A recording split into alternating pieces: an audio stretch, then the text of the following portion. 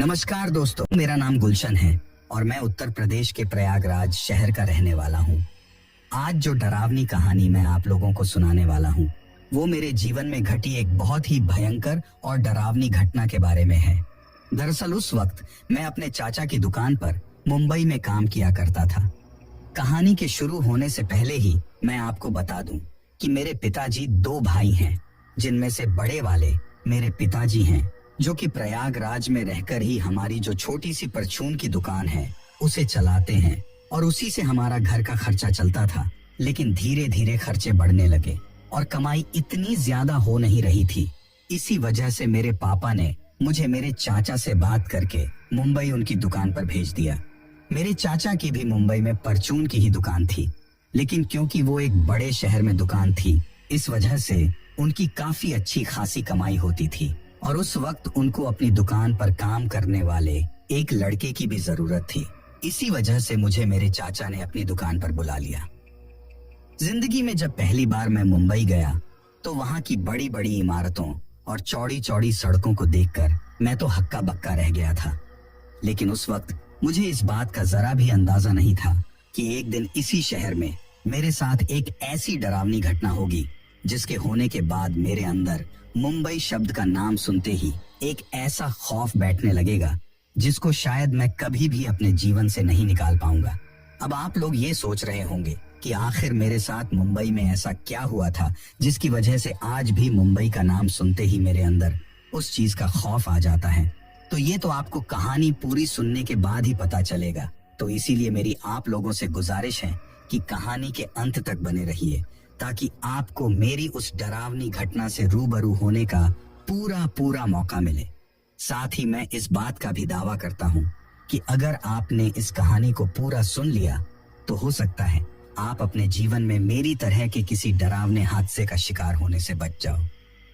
दरअसल ये बात आज से लगभग 12 साल पहले की है, जब मैं पहली बार अपने शहर प्रयागराज से मुंबई के लिए रवाना हुआ था।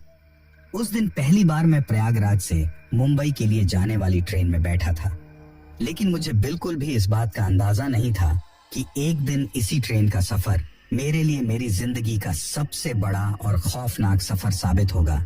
जब मैं पहली बार उस ट्रेन से मुंबई के लिए गया तो उस वक्त तो मेरे साथ कुछ भी नहीं हुआ, लेकिन एक रात ऐसी आई थी जिस दिन मैं मुंबई से अपने शहर प्रयागराज के लिए आने वाला था। और उस दिन मेरे चाचा ने मुझे कहा कि तुम बस से जाने के बजाय ट्रेन से ही चले जाओ, क्योंकि बस से जाने में तुम काफी ज्यादा परेशान हो जाओगे और वक्त भी ज्यादा लगेगा। उस वक्त तक मुझे मुंबई में चाचा की दुकान पर काम करते हुए लगभग 2 साल का वक्त गुजर चुका था।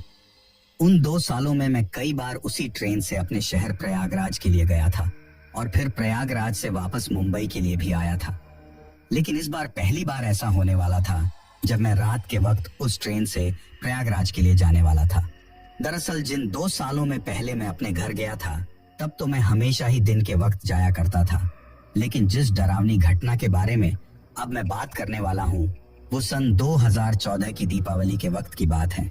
दिवाली का सीजन था, इसलिए चाचा की दुकान पर ग्राहकों की काफी ज्यादा भीड़ थी, जिसके चलते मैं घर जाने के लिए दिन के वक्त टाइम पर फ्री नहीं हो पाया था और ग्राहकों को संभालते संभालते ही मुझे शाम हो गई थी। फिर चाचा ने मुझसे कहा कि जो भी ग्राहक हैं उनको मैं अकेला ही संभाल लूंगा। आज तुम्हारा घर पर जाना बहुत जरूरी है, क्योंकि 2 दिन बाद तो दिवाली है और आने वाले टाइम पर सफर तय करना ठीक नहीं है। इसीलिए उन्होंने मुझसे कहा कि तुम आज रात वाली ट्रेन से ही प्रयागराज के लिए निकल जाओ और सुबह होने तक तुम आराम से घर पर पहुंच जाओगे। उस वक्त चाचा की वो बात सुनकर पहले तो मैंने सोचा कि मैं दिन की ट्रेन से कल ही निकल जाऊंगा, क्योंकि मुझे पता था कि घर जाने के बाद भी पापा मुझे घर वाली दुकान पर काम में लगाने वाले हैं।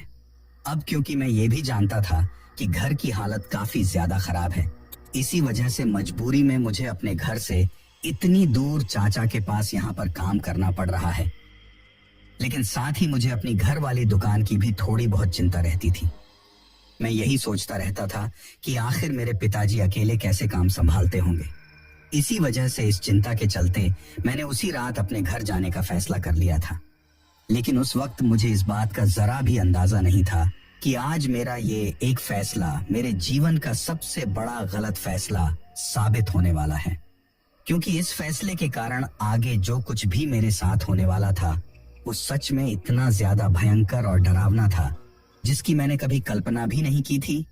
अब मेरे चाचा की दुकान के पास से जो सबसे नजदीक रेलवे स्टेशन पड़ता था उसका नाम मुंबई का डोंबिवली रेलवे स्टेशन था।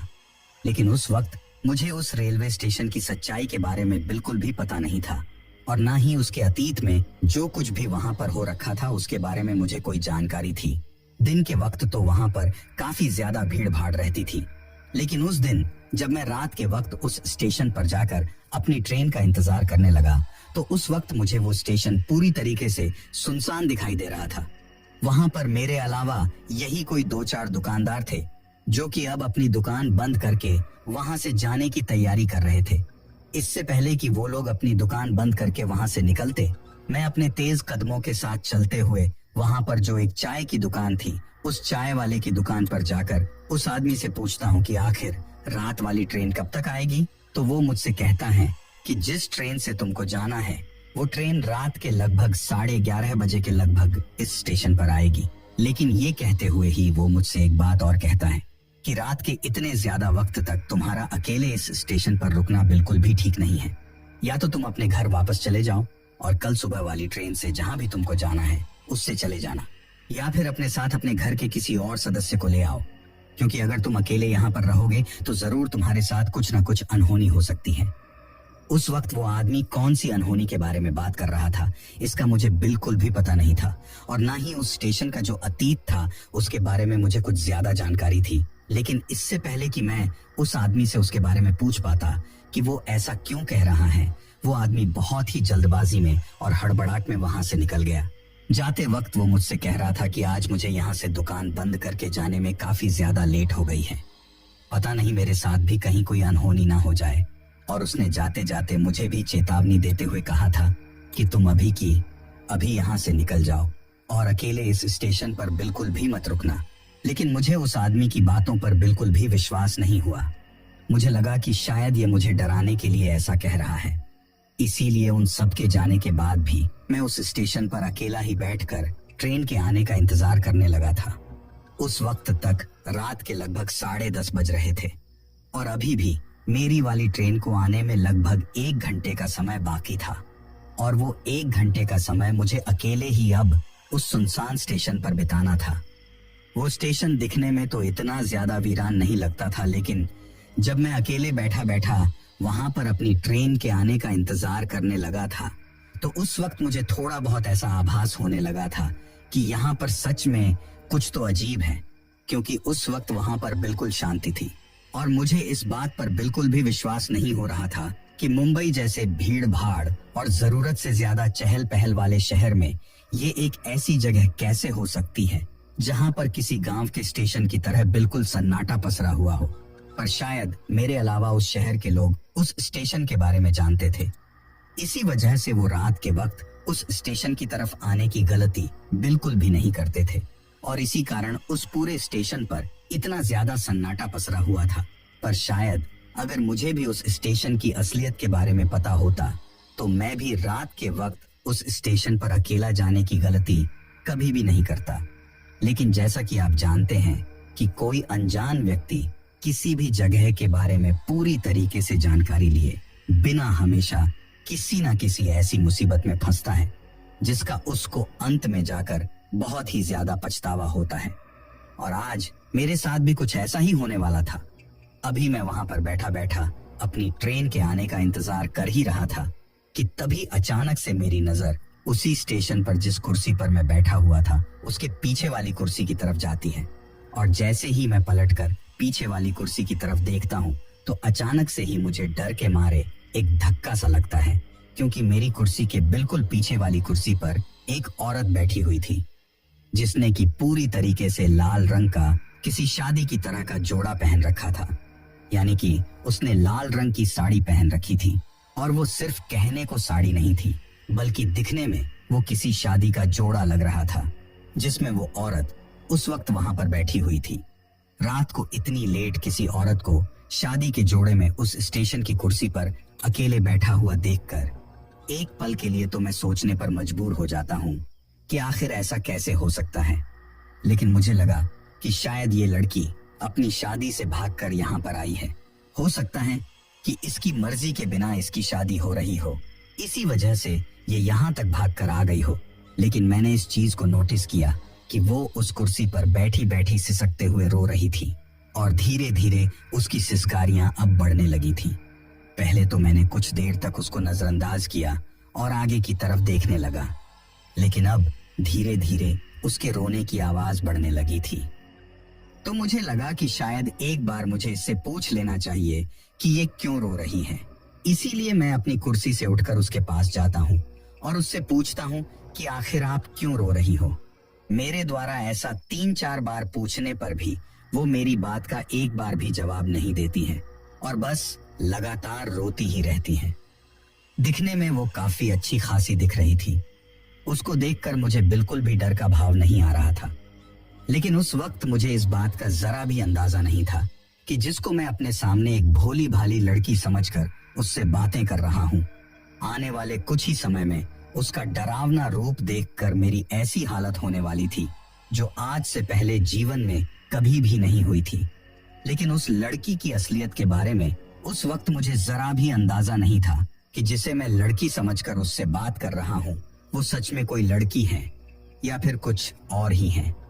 मेरे द्वारा कई बार उससे पूछने पर जब उसने कोई जवाब नहीं दिया तो मैं उसकी कुर्सी से उठकर वापस अपनी कुर्सी पर आकर बैठ जाता हूँ और मुझे लगता है कि शायद वो मुझसे बात नहीं करना चाहती। इसी वजह से मैंने भी उसके ऊपर मुझसे बात करने का ज्यादा दबाव नहीं बनाया और मैं चुपचाप जाकर अपनी कुर्सी पर बैठ गया। अब तक ट्रेन को आने में लगभग आधे घंटे का समय बचा हुआ था, लेकिन अब मेरा वो आधे घंटे का समय निकालना भी काफी ज्यादा मुश्किल हो रहा था, क्योंकि वो सुनसान स्टेशन अब मुझे खाने को दौड़ रहा था। धीरे धीरे मुझे वहां पर थोड़ा डर का एहसास होने लगा था, क्योंकि बिल्कुल सन्नाटा पसरे हुए उस खाली स्टेशन पर मेरे पीछे एक ऐसी लड़की बैठी हुई थी जिसके बारे में मैं कुछ भी नहीं जानता था और ना ही मुझे वहां पर होने वाली किसी घटना के बारे में कोई जानकारी थी। फिर थोड़ी ही देर में मुझे अपने कानों में एक आवाज सुनाई देने लगती है और उस आवाज को सुनते ही मेरे दिल को थोड़ा सुकून मिलता है, क्योंकि वो आवाज किसी और चीज की नहीं बल्कि ट्रेन के आने की ही आवाज थी।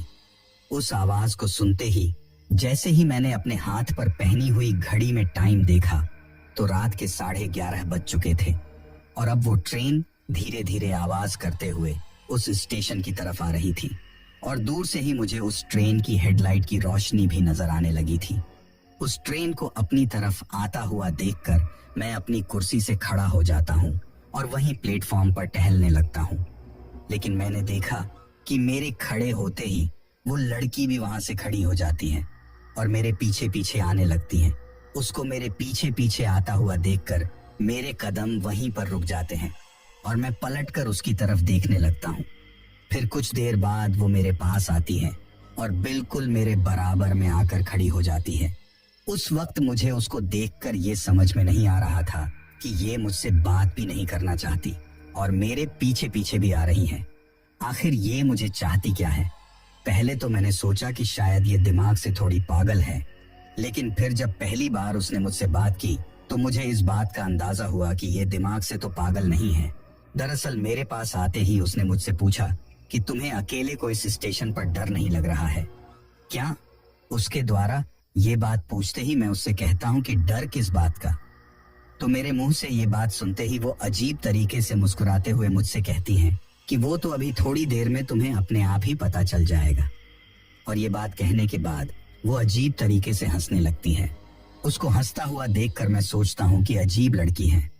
अभी थोड़ी देर पहले तो सिसकारियां मारते हुए रो रही थी और अब अचानक से ही हंसने लगी है। अभी भी ट्रेन हम लोगों से लगभग 1 किलोमीटर की दूरी पर थी और वो धीरे धीरे धीमी रफ्तार में स्टेशन की तरफ आ रही थी। लेकिन इससे पहले कि वो ट्रेन वहां पर आती और मैं उस ट्रेन में चढ़ता, उससे पहले ही मेरे साथ वहां पर एक ऐसा हादसा होता है जो सच में मेरे लिए बहुत ज्यादा डरावना था। दरअसल उस वक्त जब वो लड़की मुझसे वो बात कहकर हंस रही थी तो हंसते हंसते ही अचानक से ही उसका वो सुंदर सा दिखने वाला चेहरा अब धीरे धीरे मटमैला होने लगा था और उसका रंग अब धीरे धीरे बदलने लगा था। जो शादी का लाल और सुंदर सा जोड़ा उसने पहन रखा था अब वो धीरे धीरे किसी फटे हुए और पुराने से कपड़ों में बदलने लगा था और उसकी वो हंसी अब और भी ज्यादा तीखी और डरावनी होती जा रही थी। इस तरीके से अपने सामने उस लड़की को रूप बदलते हुए देखकर मेरी तो हालत खराब हो गई थी और डर के मारे मेरे पैर वहीं पर कपकपाने लगे थे। उस वक्त मुझे समझ में नहीं आ रहा था कि आखिर मेरे साथ ये सब क्या हो रहा है। कुछ ही पलों में उस औरत ने अपना पूरा का पूरा रूप बदल लिया था और अपना रूप बदलते ही अब वो मुझे एक चुड़ैल के रूप में दिखाई दे रही थी, जो कि दिखने में काफी ज्यादा डरावनी लग रही थी। उस वक्त उसका शरीर किसी बूढ़ी औरत की तरह पूरी तरीके से झुर्रियों से भरा हुआ दिखाई दे रहा था। साथ ही उसके सिर के बाल पूरी तरीके से बिखरे हुए थे और उसके बालों को देखकर ऐसा लग रहा था जैसे कोई इंसान काफी दिनों तक नहाया ही ना हो। लेकिन मैं भी क्या पागलों की जैसी बातें कर रहा हूँ। इंसान ही होती तो उसके बाल ऐसे होते ही नहीं। वो तो एक डायन थी या फिर कोई चुड़ैल, जो कि उस वक्त एक सुंदर सी लड़की का किसी शादी के जोड़े में रूप लेकर मेरे सामने आ गई थी। लेकिन अब मुझे ये समझ में नहीं आ रहा था कि आखिर उसने उस ट्रेन को आता हुआ देखकर अचानक से ही अपना रूप क्यों बदल लिया था। पर शायद आगे जो कुछ भी होने वाला था उससे अब तक मैं बिल्कुल भी अनजान था। अभी वो ट्रेन प्लेटफॉर्म से लगभग 200 से 300 मीटर की दूरी पर ही थी। तभी अचानक से वो चुड़ैल मुझे प्लेटफॉर्म से नीचे पटरियों पर धक्का देती है और मेरे साथ साथ खुद भी नीचे कूद जाती है। अब पटरियों पर खड़ा होने के बाद उसने मुझे बुरी तरीके से अपने हाथों से जकड़ लिया था ताकि मैं अपने आप को ट्रेन से कटने से बचाने के लिए साइड में ना भाग पाऊं। लेकिन उस वक्त मुझे इस बात का अंदाजा हो गया था कि अगर मैंने जल्द ही कुछ नहीं किया तो आज मैं यहीं पर मारा जाऊंगा। और उस वक्त तक मुझे ये बात भी समझ में आ चुकी थी कि आज मुझे इस लड़की की इस डरावनी आत्मा ने अपने जाल में फंसा लिया है और अब ये मुझे यहाँ पर मौत के घाट उतार कर ही रहेगी। तभी अचानक से मेरे दिमाग में आता है कि गांव से जब मैं पहली बार मुंबई शहर के लिए आया था तो आते वक्त मेरी माँ ने मुझे एक गुरु मंत्र दिया था, जो कि मुझे मेरे जीवन में इस अनजान शहर में किसी भी अनहोनी से या मुसीबत से बचाने वाला था। और वो गुरु मंत्र मेरी माँ को उनके गुरु ने दिया था और उन्होंने कहा था कि जब कभी भी तुम या तुम्हारे परिवार का कोई भी सदस्य किसी मुसीबत में हो तो आंख बंद करके पूरे मन से इस मंत्र को एक बार बोल देना। फिर जो भी तुम्हारे ऊपर मुसीबत या फिर बला आई होगी वो तुम्हारे ऊपर से टल जाएगी, यानी कि तुम्हारे ऊपर से हट जाएगी। और मेरी माँ के वो जो गुरु थे वो हनुमान जी के बहुत बड़े भक्त थे। उनको हमारे प्रयागराज में महंत जी के नाम से जाना जाता था। जिस किसी को भी वो कोई भी बात बताते थे या फिर कोई भी गुरु मंत्र देते थे वो सच में उस व्यक्ति के जीवन में काफी ज्यादा असरदार साबित होता था। उस वक्त भी मेरे दिमाग में वही ख्याल आता है और मैं अपने आप को उस डरावनी लड़की की आत्मा से छुड़ाने की कोशिश करने के बजाय अपनी आंखों को बंद करके 2 या 3 बार वो मंत्र बोलता हूँ। और जैसे ही मैं वो मंत्र बोलता हूँ तो मुझे अचानक से हल्का सा महसूस होता है। पर उस वक्त उस मंत्र के साथ साथ मेरे कानों में एक बहुत तेज आवाज गूंज रही थी और वो आवाज किसी और चीज की नहीं बल्कि मेरे बिल्कुल सामने आ रही उस ट्रेन के हॉर्न की आवाज थी, जिसको शायद उस वक्त उस ट्रेन का ड्राइवर मुझे ट्रेन के सामने पटरियों पर खड़ा देखकर बार बार बजा रहा था। जैसे ही उस हॉर्न की आवाज मुझे अपने काफी नजदीक से सुनाई देती है तो मैं अचानक से अपनी आंखें खोलता हूँ और उस वक्त वो ट्रेन मुझसे लगभग 100 मीटर की दूरी पर ही बची थी। पर जैसे ही मैं अपनी आंखें खोलता हूँ तो मुझे दिखाई देता है कि अब वो लड़की की डरावनी आत्मा वहां पर नहीं है। मैं सिर्फ अकेला ही उस ट्रेन के सामने पटरियों पर खड़ा हुआ हूँ। शायद उस वक्त वो गुरु मंत्र का ही असर था कि मेरे ऊपर से उस डरावनी लड़की की आत्मा का वो साया हट गया था। पर तभी मैं अचानक से उछलकर पटरियों के साइड में कूद जाता हूँ। उस वक्त मेरे और उस आती हुई ट्रेन के बीच में कुछ मीटर का ही फासला बचा था। वो तो समय रहते मैं साइड में कूद गया, वरना आज ये कहानी सुनाने के लिए मैं जिंदा नहीं रहता। फिर कुछ ही देर बाद वो ट्रेन उस स्टेशन पर खड़ी हो जाती है और जैसे ही वो ट्रेन उस स्टेशन पर खड़ी होती है तो मैं एक चीज नोटिस करता हूँ कि उस वक्त उस ट्रेन की सभी बोगियों में जो भी सवारियां बैठी हुई थी वो सवारियां उस स्टेशन पर उस ट्रेन के रुकते ही अपनी अपनी खिड़कियों को बंद कर लेती हैं। और ये सिर्फ एक बोगी में ही ऐसा नहीं होता है, बल्कि ट्रेन के सारी बोगियों में जितनी भी सवारियां बैठी हुई थीं, वो सारी की सारी सवारियां एक साथ ही ऐसा करती हैं। ये चीज देखकर मुझे बिल्कुल भी समझ में नहीं आता है कि आखिर वो ऐसा क्यों कर रही हैं। लेकिन तभी मैं जल्दबाजी में ट्रेन में चढ़ने लगता हूँ और चढ़ते वक्त एक बार तो मेरा पैर फिसल जाता है, क्योंकि उस वक्त मैं प्लेटफॉर्म पर नहीं बल्कि प्लेटफॉर्म के दूसरी तरफ पटरियों पर खड़ा हुआ था और वहां से ट्रेन में चढ़ने में मुझे काफी ज्यादा दिक्कत हो रही थी, क्योंकि वो हिस्सा काफी ज्यादा नीचा था। लेकिन मैं किसी तरह से कोशिश करके उस ट्रेन में चढ़ जाता हूँ। जैसे ही मैं उस ट्रेन में चढ़ता हूँ तो जिस बोगी में मैं चढ़ा था, उस बोगी में बैठे हुए सभी लोग मुझे अजीब तरीके से देखने लगते हैं। शायद उन लोगों का उस वक्त मुझको उस तरीके से देखने के पीछे का कारण ये भी था कि उस इतने बड़े स्टेशन पर मैं सिर्फ एक अकेली ऐसी सवारी था जो उस ट्रेन में चढ़ा था। उस वक्त उस ट्रेन में से ना ही तो कोई सवारी उस स्टेशन पर उतरी थी और मेरे अलावा ना ही कोई दूसरी सवारी उस ट्रेन में चढ़ी थी, क्योंकि ये बात तो मैंने आपको कहानी में पहले ही बता दी थी कि उस रेलवे स्टेशन पर मेरे अलावा कोई भी नहीं था। लेकिन ट्रेन में चढ़ते ही उन लोगों ने जब मेरे को देखा तो उन लोगों के माथे पर भी एक अजीब सा भाव आ गया था। और वो अजीब सा भाव इसलिए आया था क्योंकि उस वक्त मैं काफी ज्यादा घबराया हुआ था और मैं बुरी तरीके से हाँफ रहा था। मेरे पूरे बदन पर पसीना आया हुआ था, क्योंकि कुछ मिनट पहले ही मेरे साथ वो डरावना हादसा हुआ था। लेकिन अब उस ट्रेन में चढ़ने के बाद भी मुझे उस चीज पर बिल्कुल यकीन नहीं हो रहा था कि कुछ पल पहले ही मेरे साथ एक ऐसा डरावना हादसा हो चुका है जिसके बारे में अगर मैं इन लोगों को बताऊंगा भी तो शायद इनको उस चीज पर यकीन नहीं होगा।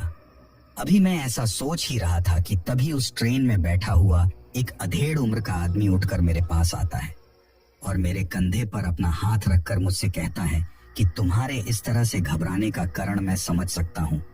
आज तो शायद तुम्हारी किस्मत अच्छी थी, इस वजह से तुम बच गए, पर दोबारा कभी भी रात के इस वक्त इस स्टेशन पर आने की गलती मत करना, वरना किस्मत हर बार साथ नहीं देती है। उस आदमी को देखकर ऐसा लग रहा था कि शायद मेरी तरह का ही कोई हादसा उसके साथ भी हो चुका है और उसको उसका अनुभव है, इसी वजह से वो मुझसे ये बात कह रहा है। लेकिन मैं उससे और कुछ पूछ पाता उससे पहले ही वो वापस अपनी सीट पर जाकर बैठ जाता है और उसके बगल में जो खाली सीट थी उसकी तरफ इशारा करके मुझे अपने पास आकर बैठने के लिए कहता है। उसका इशारा मिलते ही मैं धीरे से अपनी रुमाल से अपने माथे पर आए हुए पसीने को पोंछते हुए उसके पास जाकर बैठ जाता हूँ और फिर कुछ पल पहले ही जो कुछ भी मेरे साथ हुआ वो सारी बात उसको बताता हूँ। मेरे मुंह से वो बातें सुनकर वो अजीब तरीके से मुस्कुराने लगता है और मुझसे कहता है कि तुम पहले इंसान नहीं हो जिसके साथ ये सब हुआ है, बल्कि तुम्हारे से पहले बहुत से लोगों के साथ इसी तरह की डरावनी घटना इस स्टेशन पर हो चुकी है और उन्हीं लोगों में से मैं भी एक हूँ। लेकिन मैंने मेरे जीवन में दोबारा कभी भी वो गलती नहीं की थी। इसी वजह से आज मैं इस स्टेशन पर नहीं उतर रहा हूँ, बल्कि मैं इससे आगे वाला जो स्टेशन आने वाला है उस पर उतारूंगा। अभी हम लोगों की बातें खत्म भी नहीं हुई थी कि 15 मिनट बाद ही वो ट्रेन मुंबई के ही एक दूसरे रेलवे स्टेशन पर रुकती है और उस रेलवे स्टेशन से कुछ सवारियां उस ट्रेन में बैठती भी हैं और जितनी सवारियां ट्रेन में बैठती हैं लगभग उतनी ही सवारियां उस ट्रेन से नीचे भी उतरती हैं। उस स्टेशन पर तो मुझे काफी ज्यादा चहल पहल और सभी दुकानें खुली हुई दिखाई दे रही थी। लेकिन मैं सोच रहा था कि जिस स्टेशन से मैं बैठा था उसी स्टेशन पर ही ऐसा क्या है जिसकी वजह से रात के वक्त ना ही तो वहां पर कोई ट्रेन से सफर करने के लिए आता है, ना ही कोई ट्रेन की सवारी वहां नीचे उतरती है और ना ही कोई दुकान वाला रात के वक्त उस स्टेशन पर अपनी दुकान को खोलता है। कहीं इन सब का कारण उस लाल जोड़े वाली उस लड़की की वो डरावनी आत्मा तो नहीं? अब मेरे मन में उस चीज के बारे में जानने की काफी ज्यादा इच्छा हो गई थी, लेकिन शायद मेरी ये इच्छा मेरे शहर प्रयागराज पहुंचने से पहले ही खत्म होने वाली थी। अभी इस स्टेशन से वो ट्रेन चली ही थी और ट्रेन को चले हुए लगभग आधा घंटा हो चुका था, लेकिन अब तक भी मेरे शरीर से पसीना सूखने का नाम नहीं ले रहा था और सांस तो जैसे किसी मरने वाले इंसान की तरह काफी ज्यादा ऊपर नीचे हो रही थी। मुझे बार बार अपनी आंखों के सामने उस औरत का वो डरावना रूप नजर आ रहा था। मुझे ऐसा लग रहा था कि जैसे वो अब भी मेरे बिल्कुल सामने ही खड़ी हुई हो, क्योंकि उस वक्त मुझे उसका वो चेहरा इतनी बुरी तरीके से नजर आया था कि मैं चाहकर भी अब उसको अपनी नजरों के सामने से नहीं हटा पा रहा था और बार बार मुझे उसी के डरावने ख्याल आ रहे थे। अभी मेरे मन में ये सब चल ही रहा था कि तभी मुझे मेरी बोगी में पीछे की तरफ से कुछ हलचल सुनाई देती है। उस हलचल को सुनते ही जैसे ही मैं पीछे की तरफ पलट कर देखता हूँ तो मुझे दिखाई देता है कि एक औरत ने अपने हाथ में एक बड़ी सी चाय की केतली पकड़ रखी है और साथ ही उसने अपने कंधे पर एक थैला लटका रखा है जिसमें कुछ बिस्किट पड़े हुए हैं और वो ट्रेन में बैठे हुए लोगों को चाय और बिस्किट बेच रही हैं। लेकिन उस वक्त मैं उसका चेहरा नहीं देख पाता हूँ क्योंकि मेरी तरफ उसका चेहरा नहीं था बल्कि मेरी तरफ उसकी पीठ थी और वो ट्रेन में सीट पर बैठे हुए लोगों को चाय पिला रही थी। अभी वो चाय पिलाते पिलाते मेरी तरफ ही आ रही थी, लेकिन उस वक्त जिस सीट पर मैं बैठा हुआ था मेरी उस सीट के अगल बगल में कोई भी नहीं बैठा हुआ था। मेरे साथ सिर्फ वही एक आदमी बैठा था जो पिछले स्टेशन पर ही उतर चुका था और रात के वक्त अक्सर ट्रेन में इतनी ज्यादा सवारियां भी नहीं होती हैं। उस वक्त मेरी बोगी में मेरे अलावा लगभग 10 से 12 लोग ही बैठे हुए थे जो कि मेरे से पीछे की तरफ बैठे हुए थे और जिस जगह पर मैं बैठा हुआ था उसके अगल बगल वाली सीटें पूरी तरीके से खाली थीं। उन खाली सीटों को देखकर मैं ये सोच ही रहा था कि मैं थोड़ी देर यहीं पर लेटकर नींद ले लूंगा क्योंकि अभी मेरा शहर आने में काफी ज्यादा टाइम था। लेकिन मैं सोने की कोशिश करता उससे पहले ही मुझे उस औरत का वो डरावना चेहरा याद आने लगता था। लेकिन उस वक्त तक मुझे इस बात का जरा भी अंदाजा नहीं था कि अभी तो इससे आगे भी मेरे साथ कुछ और भी भयानक और डरावना होने वाला है और शायद उस चीज की शुरुआत हो भी चुकी थी। अब वो चाय पिलाने वाली औरत बोगी में सोए हुए लोगों को आवाज लगाकर उठा रही थी और वो जोर जोर से बोल रही थी कि चाय ले लो चाय, गर्मा गर्म चाय, चाय ले लो चाय। इस तरीके से आवाज लगाकर वो लोगों को उठा रही थी और जिस किसी को भी चाय पीनी होती थी वो उससे चाय लेकर पी रहा था। अभी मैं अपनी सीट पर बैठा ही था कि तभी मुझे मेरे बिल्कुल पीछे की तरफ से उस औरत के पुकारने की आवाज सुनाई देती है। मुझे मेरे कानों में सुनाई देता है कि चाय ले लो चाय, गर्मा गर्म चाय, चाय ले लो चाय। उस आवाज को सुनते ही जैसे ही मैं पीछे की तरफ पलटता हूँ तो मुझे दिखाई देता है कि वो औरत मेरी सीट के बिल्कुल बगल में मेरे पीछे ही खड़ी हुई है। लेकिन जिस तरीके से वो खड़ी हुई थी उसको उस तरीके से खड़ा हुआ देखकर मैं काफी अचंभित हो जाता हूँ क्योंकि वो मेरे पास खड़ी होकर भी दूसरी तरफ चेहरा करके खड़ी हुई थी, यानी कि उस वक्त वो मेरी तरफ पीठ करके खड़ी हुई थी। तभी मैं उसको बोल देता हूँ कि मुझे चाय नहीं पीनी है, आप आगे किसी और को पिला दीजिए। मेरे ऐसा बोलते ही वो बोलती हैं कि ले लीजिए बाबूजी, मेरी चाय किस्मत वालों को ही नसीब होती है। अब जिस आवाज में मुझे उसने ये बात बोली थी उस आवाज को सुनते ही मेरे माथे से फिर से पसीना टपकने लगता है और मेरी आंखें फटी की फटी रह जाती हैं क्योंकि वो आवाज मुझे काफी ज्यादा जानी पहचानी लग रही थी। वो आवाज किसी और की नहीं बल्कि मुझे उसी लड़की की महसूस हो रही थी जो इस ट्रेन में बैठने से पहले उस शादी के लाल जोड़े में मुझे उस रेलवे स्टेशन पर मिली थी। उस आवाज को सुनते ही मैं झट से पलटकर उसकी तरफ देखता हूँ, लेकिन अब भी वो मेरी तरफ पीठ करके ही खड़ी हुई थी। लेकिन जैसे ही मैं उसकी तरफ देखता हूँ तो वो अचानक से मेरी तरफ पलटती हैं और जैसे ही मेरी तरफ पलटती हैं तो मुझे दिखाई देता है कि सामने की तरफ से उसका हुलिया पूरी तरीके से वो पहले वाला ही है, यानी कि उस वक्त उसका चेहरा बिल्कुल उसी चुड़ैल की तरह दिखाई दे रहा था जो कुछ देर पहले मुझे उस स्टेशन पर मिली थी।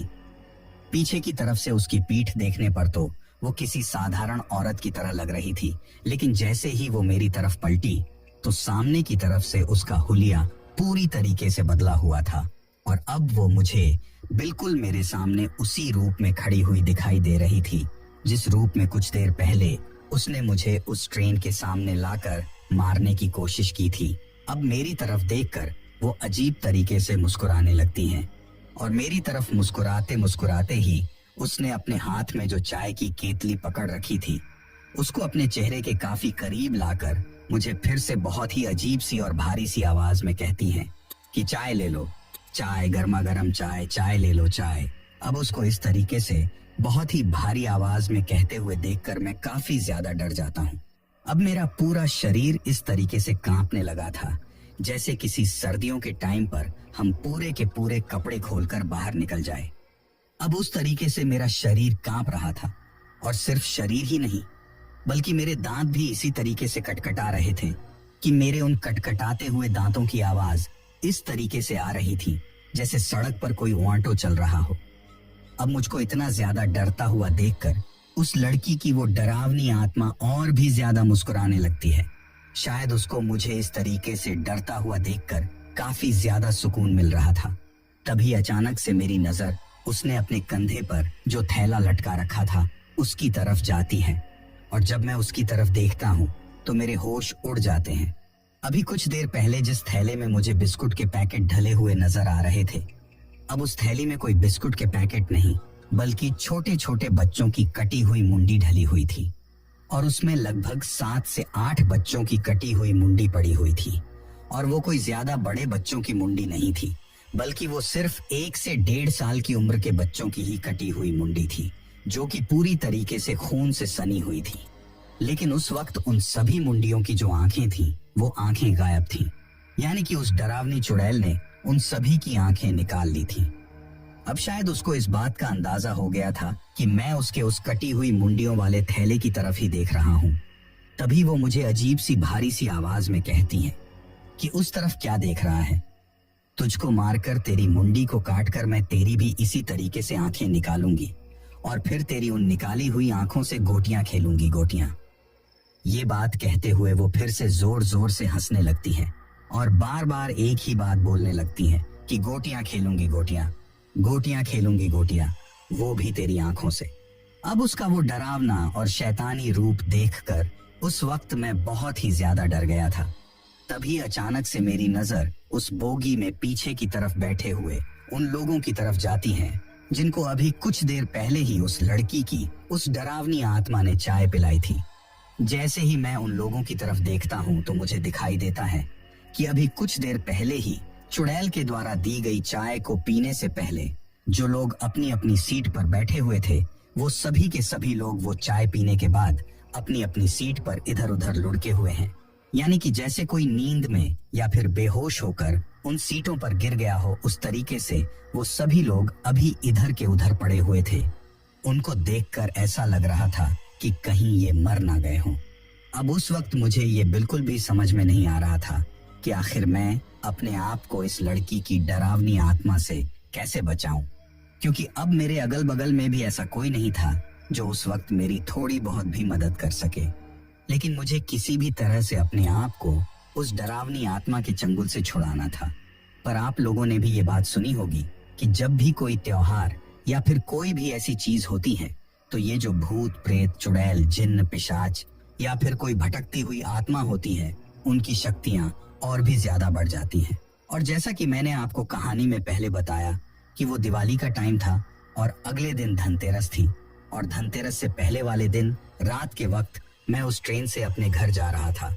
लेकिन मुझे क्या पता था कि जिस ट्रेन में मैं सफर करने वाला हूँ वो एक भूतिया ट्रेन साबित होने वाली है, और उसमें उस लड़की की वो आत्मा मेरा पीछा करने वाली है।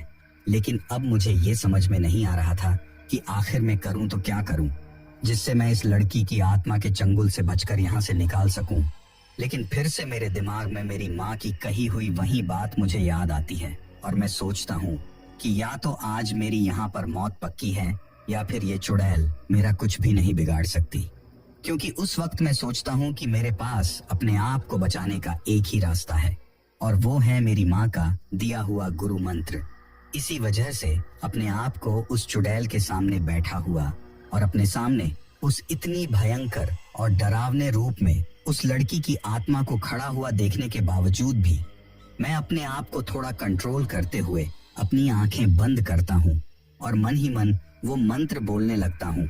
मैंने ये सोच लिया था कि जब तक मेरे शहर का स्टेशन नहीं आ जाता तब तक मैं ये मंत्र बोलता रहूंगा, क्योंकि मुझे इस बात का पूरा यकीन था कि जब तक मैं ये मंत्र बोलता रहूंगा तब तक इस लड़की की ये डरावनी आत्मा मेरा कुछ भी नहीं बिगाड़ सकती, क्योंकि वो किसी ऐसे वैसे व्यक्ति का दिया हुआ मंत्र नहीं था, बल्कि इस ब्रह्मांड की सबसे शक्तिशाली शक्तियों का सृजन करने वाले हनुमान जी के एक बहुत ही बड़े और सिद्धियां प्राप्त किए हुए भक्त का दिया हुआ मंत्र था। यानी कि वो सीधे रूप से भगवान हनुमान जी से जुड़ा हुआ था, और उनके सामने तो कोई भी भूत प्रेत या फिर शैतानी शक्ति टिक ही नहीं सकती। लेकिन साथ ही मुझे इस बात का भी पूरा विश्वास था कि अगर आज यहाँ पर यह मंत्र काम नहीं करेगा तो मैं जिंदा अपने घर पर भी नहीं पहुंच पाऊंगा, और शायद थोड़ी ही देर में इन छोटे छोटे बच्चों की तरह ही मेरी भी कटी हुई मुंडी इस डरावनी लड़की की आत्मा के थैले में पड़ी रहेगी।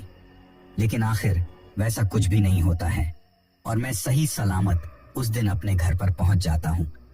इसीलिए मैं आप लोगों से कहना चाहता हूं कि आप लोग भी किसी भगवान की भक्ति में या फिर अपने किसी ऐसे ही गुरु की शरण में रहा करो, क्योंकि इनके संपर्क में रहने से इंसान का ऑरा हमेशा मजबूत रहता। और अगर आपका ऑरा मजबूत है तो ये ऐसी बुरी और नकारात्मक चीजें आपका कुछ नहीं बिगाड़ सकती, क्योंकि आपने सुना भी होगा कि ये सब सिर्फ ओहरे का खेल होता है। जिस भी इंसान ओहरा ऐसी नकारात्मक शक्तियों से मजबूत होता है उसके साथ तो ऐसा कुछ भी नहीं होता है और ना ही उसको ऐसी चीजें दिखाई देती हैं। ये सब सिर्फ उसी इंसान के साथ होता है जिसका ओहरा उन बुरी चीजों से कमजोर होता है, और ओहरा हमेशा भगवान की शरण में रहने से और भक्ति करने से ही मजबूत होता है। इसीलिए हमेशा उनकी शरण में रहो। लेकिन जिस रेलवे स्टेशन के बारे में मैंने इस कहानी में आप लोगों को बताया है, उस रेलवे स्टेशन के बारे में मुझे बाद में पता चला कि उस स्टेशन पर एक लड़की की आत्मा शुरू से ही भटकती है और वो मेरे से पहले बहुत से लोगों को दिख चुकी है। लेकिन उसके बारे में ऐसा कहा जाता है कि एक टाइम पर आज से कई साल पहले वो लड़की अपनी शादी से भागकर वहां पर आई थी, क्योंकि उसकी वो शादी उसकी मर्जी के बिना उससे दुगनी उम्र के आदमी से हो रही थी, और इसी वजह से उसने उस स्टेशन पर आकर रात वाली उसी ट्रेन के नीचे कटकर खुदकुशी कर ली थी। और तभी से उस लड़की की वो डरावनी आत्मा उस रेलवे स्टेशन पर भटकती है। और जिस रेलवे स्टेशन की मैं बात कर रहा हूँ उसका नाम डोंबिवली रेलवे स्टेशन है, जो कि महाराष्ट्र के मुंबई शहर में मौजूद है। और अगर आपको इस कहानी के बारे में और भी कुछ ज्यादा जानना है तो आप इसके बारे में इस रेलवे स्टेशन के नाम से गूगल पर सर्च कर सकते हैं। तो दोस्तों, ये थी हमारी आज की कहानी।